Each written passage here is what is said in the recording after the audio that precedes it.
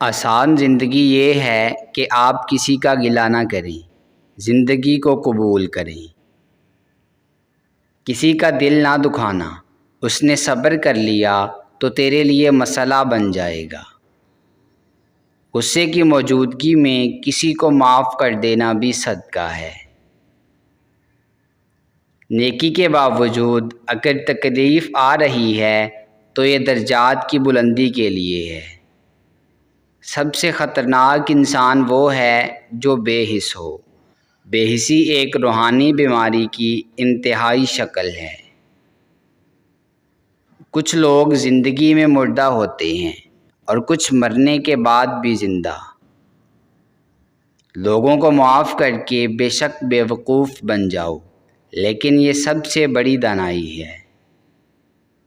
شکر کرو، نعمت محفوظ ہو جائے گی۔ دسترخوان کشادہ کر دو، رزق بڑھ جائے گا۔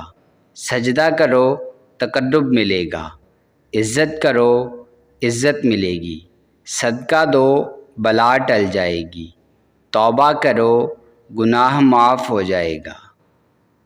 جس پر حضور صلی اللہ علیہ وآلہ وسلم مہربان ہوں اسے اللہ کا قرب ملتا ہے، اور جس پر اللہ مہربان ہو اسے حضور صلی اللہ علیہ وآلہ وسلم کا قرب ملتا ہے۔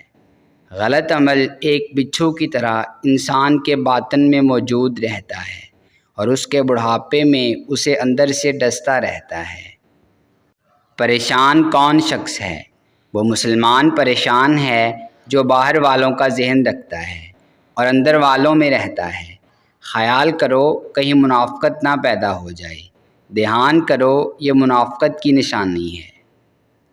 گنہگار کی پردہ پوشی اسے نیکی پر لانے کے لیے ایک ذریعہ ہو سکتی ہے۔ بدنامی بعض اوقات مایوس کر کے انسان کو بے حس کر دیتی ہے اور وہ گناہ میں گرتا ہی چلا جاتا ہے۔ عزت نفس ختم ہو جائے تو انسان کے لیے جرم و گناہ بے معنی ہو کر رہ جاتے ہیں۔ اولیاء اللہ محبت سے گناہگاروں کی اصلاح کرتے رہے ہیں۔